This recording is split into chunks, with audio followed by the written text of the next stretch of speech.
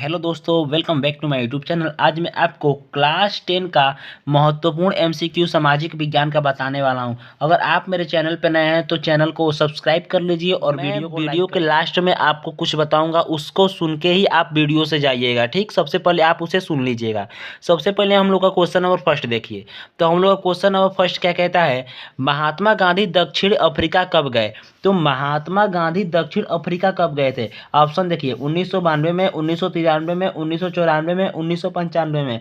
ये very very important question है। मैं जितना क्वेश्चन लिखा हूँ आपके बोर्ड एग्जाम में, उसमें से कम, ये मैं नहीं कर रहा हूँ कि इसमें से 20 क्वेश्चन आपके बोर्ड एग्जाम में आएगा। ठीक, मैं केवल आपको इतना बता रहा हूँ, इसमें से कम बता रहा हूँ 10 क्वेश्चन आपको बोर्ड एग्जाम में देखने को अवश्य मिलेंगे। ये 100% मैं बता रहा हूँ आपको। ठीक, इसलिए आप इन क्वेश्चन को जरूर तैयार कर लीजिएगा। ठीक, मैंने इन क्वेश्चन को बहुत ही मेहनत से खोजा है, क्योंकि ये जो है कम से कम बता रहा हूँ 2013 से लेकर 2020 तक लगातार क्वेश्चन पूछा है। मैं जितना क्वेश्चन बताऊंगा 25 क्वेश्चन। ठीक, तो सबसे पहले देखिए, महात्मा गांधी दक्षिण अफ्रीका कब गए थे।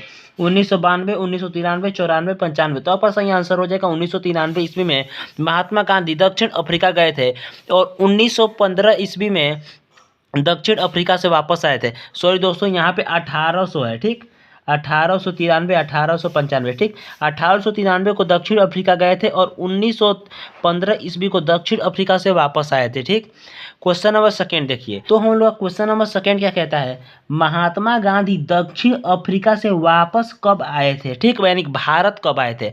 तो आपका अपना आंसर सुनिएगा। मैंने ऊपर ही आपको बता दिया था कि महात्मा गांधी दक्षिण अफ्रीका से भारत कब आए थे। 1915, 1917, 1916, 1918। तो इसका सही आंसर हो जाएगा 1915 ईस्वी में महात्मा गांधी दक्षिण अफ्रीका से वापस आए थे। ठीक, 1915 इसका करेक्ट आंसर है। देखिए क्वेश्चन नंबर थर्ड। तो क्वेश्चन नंबर थर्ड क्या कहता है, क्वेश्चन नंबर थर्ड हम लोग कहता है कि रॉलेट एक्ट कब हुआ था, यानी कि रॉलेट एक्ट भारत में कब हुआ था।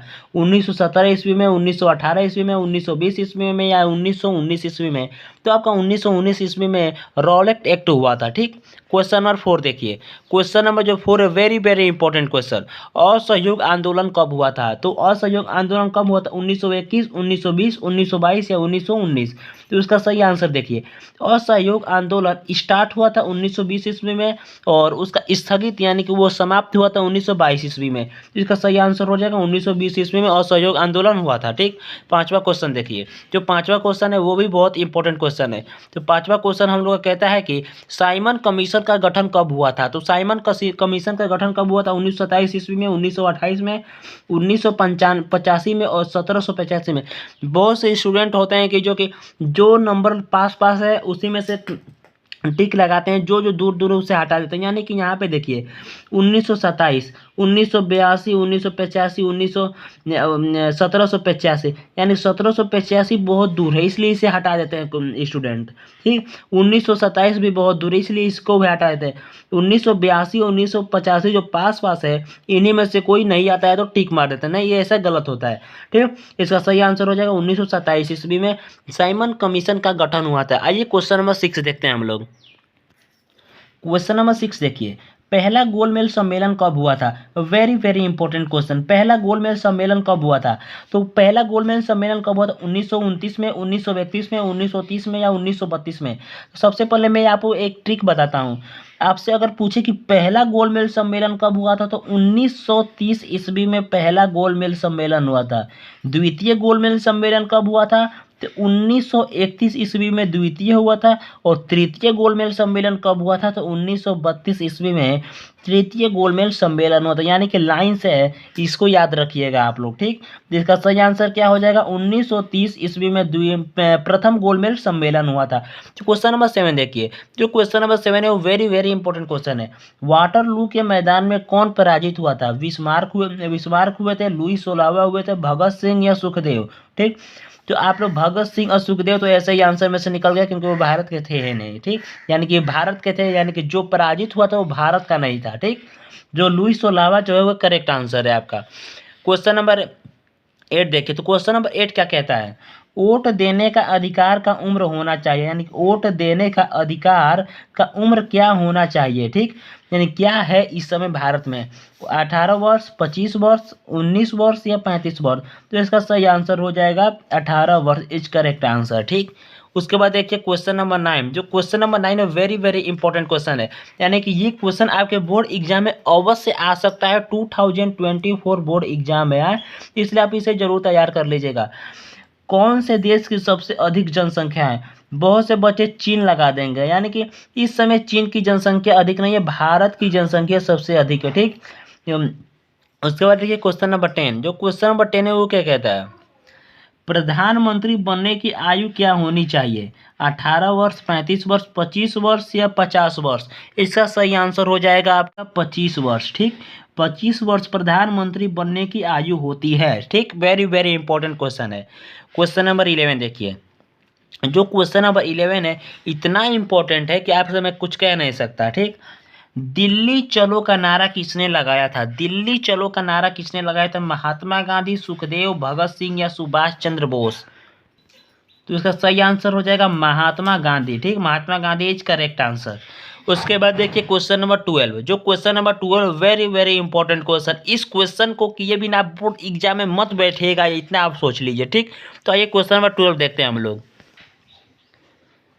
प्रसा का चांसलर कौन था, तो प्रसा का चांसलर कौन था, बिस्मार्क, मेजनी, नेपोलियन या काउंट काउर। तो इसका सही आंसर हो जाएगा बिस्मार्क जो था वो प्रसा का चांसलर था। क्वेश्चन नंबर 13 देखिए, बिस्मार्क ने किस नीति द्वारा जर्मनी के एकीकरण में सफलता पाई, very very important question, very very important question, इसलिए आप इसे जरूर तैयार कर लीजिएगा, ठीक। उदारवादी नीति, लोकतांत्रिक नीति, पृथ्वीकरण नीति या रक्त और लौह की नीति, ठीक। ये थोड़ा गलत हो गया है, ठीक। तो इसका सही आंसर हो जाएगा रक्त और लौह की नीति। इस क्वेश्चन को जरूर आप तैयार करिएगा, वेरी वेरी इंपॉर्टेंट क्वेश्चन, कम से कम बता दे रहा हूँ 7 सेट में 6 सेट में क्वेश्चन पूछा जाता है ये, इसलिए आप इसे जरूर तैयार कीजिएगा। क्वेश्चन नंबर 14 देखिए, क्वेश्चन नंबर 14 क्या कहता है, निम्नलिखित में से किसने इटली के एकीकरण को संभव बनाया। तो इसका सही आंसर क्या है, काउर ने बनाया या गैरिबॉल्डी ने बनाया, मेजनी ने बनाया या इनमें से सभी लोगों ने बनाया। तो इसका सही आंसर हो जाएगा इनमें से सभी, यानी काउर ने भी बनाया, अपना योगदान दिया, गैरिबॉल्डी ने भी अपना योगदान दिया और मेजनी ने भी अपना योगदान दिया 100%, ठीक। इसलिए आपका इसका सही आंसर हो जाएगा इनमें से सभी। क्वेश्चन नंबर 15 देखिए, जो क्वेश्चन नंबर 15 है वो वेरी वेरी इंपॉर्टेंट क्वेश्चन, ये क्वेश्चन आपको बता दें कंपटीशन में भी पूछा जाता है, क्लास 10 के बोर्ड एग्जाम में भी पूछा जाता है, ठीक। भारत में लगभग कितने खनिज पाए जाते हैं, 50, 150, 100, 200, यानी कितने खनिज पाए जाते हैं। इसका सही आंसर हो जाएगा 100 खनिज पाए जाते हैं आपके भारत में लगभग, ठीक। उसके बाद देखिए क्वेश्चन नंबर 16, जो क्वेश्चन नंबर 16 है very very important question, uranium का प्रमुख उत्पादक स्थल है, यानी कि यूरेनियम का प्रमुख उत्पादक स्थल कौन सा है, डिगबोई, बाबा बुदन, कछुआपुरा या जादूगोड़ा। इसका करेक्ट आंसर हो जाएगा सी नंबर, यानी कि जादूगोड़ा। दोस्तों इस क्वेश्चन को आप जरूर तैयार कर लीजिएगा क्योंकि ये वेरी वेरी इंपॉर्टेंट क्वेश्चन है, ठीक। यानी कि यूरेनियम का प्रमुख उत्पादक स्थल कौन सा है, तो जादूगोड़ा है, ठीक। क्वेश्चन नंबर 17 देखिए, जो क्वेश्चन नंबर 17 है वो भी बहुत इंपॉर्टेंट क्वेश्चन है, निम्न में से कौन सा जानवर केवल भारत में ही पाया जाता है, घड़ियाल, हेल, डॉल्फिन या कछुआ। तो इसका करेक्ट आंसर हो जाएगा डॉल्फिन, जो डॉल्फिन है वो केवल भारत में ही पाई जाती है, ठीक। आइए क्वेश्चन नंबर 18 देखते हैं हम लोग। तो क्वेश्चन नंबर 18 देखिए, देश के बाधों को किसने भारत का मंदिर कहा था, वेरी वेरी इंपॉर्टेंट क्वेश्चन, देश के बाधों को किसने मंदिर कहा था, महात्मा गांधी ने, डॉक्टर राजेंद्र प्रसाद ने, पंडित जवाहरलाल नेहरू ने, विवेकानंद ने। तो इसका सही आंसर हो जाएगा पंडित जवाहरलाल नेहरू ने देश के बाधों को क्या कहा था, भारत का मंदिर कहा था, ठीक। क्वेश्चन नंबर 19 देखिए, सुंदरवन पार्क किस राज्य में स्थित है, असम में, उड़ीसा में, पश्चिम बंगाल में या मध्य प्रदेश में। तो इसका सही आंसर हो जाएगा पश्चिम बंगाल में सुंदरवन पार्क स्थित है, ठीक। वेरी वेरी इंपॉर्टेंट क्वेश्चन था ये, इसलिए आप इसे जरूर तैयार कर लीजिएगा। क्वेश्चन नंबर 20 देखिए, जो क्वेश्चन नंबर 20 है उसे आप इंपॉर्टेंट से इंपॉर्टेंट समझिए, very very important question. Bharat की पहली नदी घाटी परियोजना किस पर बनाई गई?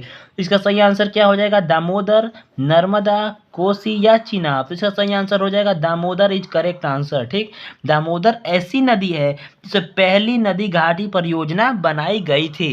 ठीक, क्वेश्चन नंबर 21 देखिए। तो क्वेश्चन नंबर 21 हम लोग का कहता है कि टिहरी बांध परियोजना किस राज्य में स्थित है? पंजाब में, गुजरात में, उत्तराखंड में या मध्य प्रदेश में? टिहरी बांध परियोजना किस राज्य में स्थित है? तो इसका सही आंसर हो जाएगा उत्तराखंड में स्थित है। क्वेश्चन नंबर 22 देखिए। इनमें से कौन सी रबी की फसल है? Very very important question, very very important question. चावल, मोटे अनाज, चना यानी काला चना, कपास? तो इसका सही आंसर हो जाएगा काला चना जो है वो रबी की फसल होता है। ठीक, क्वेश्चन नंबर 23 देखिए। क्वेश्चन नंबर 23 हम लोग का क्या कहता है कि इनमें से कौन रेशेदार फसल है? ये जो क्वेश्चन है उसे हम कह नहीं सकते कितना इंपॉर्टेंट है। ठीक, इसमें ट्रिपल स्टार लगा के रखिए आप लोग। ठीक, यानी इंस्पेक्टर का स्टार लगा के रखिए। यानी पहला ऑप्शन है गेहूं, चावल, कपास, जूट। तो इसका सही आंसर क्या हो जाएगा? जूट इज करेक्ट आंसर, जो कि ये एक रेशेदार फसल होता है। ठीक, आइए क्वेश्चन नंबर 24 देखते हैं हम लोग। तो क्वेश्चन नंबर 24 हम लोग का क्या कहता है कि निम्न में से कौन सी रोपण फसल है? गेहूं, चना, गन्ना या मूंगफली? तो इसका करेक्ट आंसर हो जाएगा गन्ना। ठीक, ये जो क्वेश्चन नंबर 25 है, very very important question, very very important question, very very important question. चुनौतियों से लोकतांत्रिक व्यवस्था, चुनौतियों से लोकतांत्रिक व्यवस्था क्या होती है?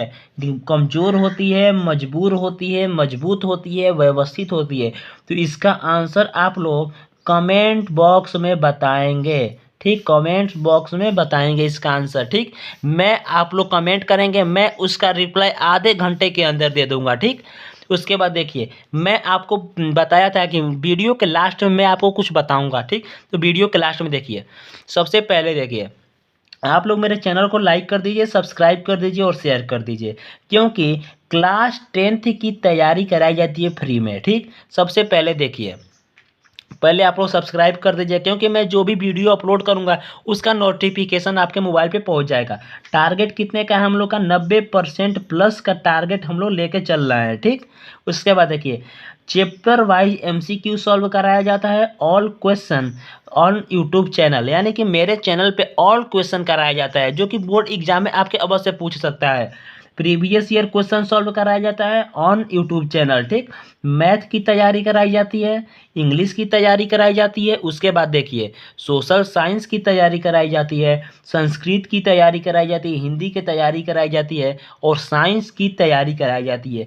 यानी कि अगर आपने इस चैनल को सब्सक्राइब करके रखा तो आपके बोर्ड एग्जाम में कम से कम 90% प्लस आ सकते हैं। ठीक, यानी कि अगर आप ओवर एडवांस थोड़ा है तो आपके 95% भी आ सकते हैं। यानी कि अगर आपको टॉपर बनना है तो आपको इस चैनल को सब्सक्राइब अवश्य करना होगा। इस चैनल में कोई फ़ी नहीं लगती है, कोई फ़ी सब्सक्राइब करने में नहीं लगती। आप इस चैनल को सब्सक्राइब अवश्य करें। Thank you.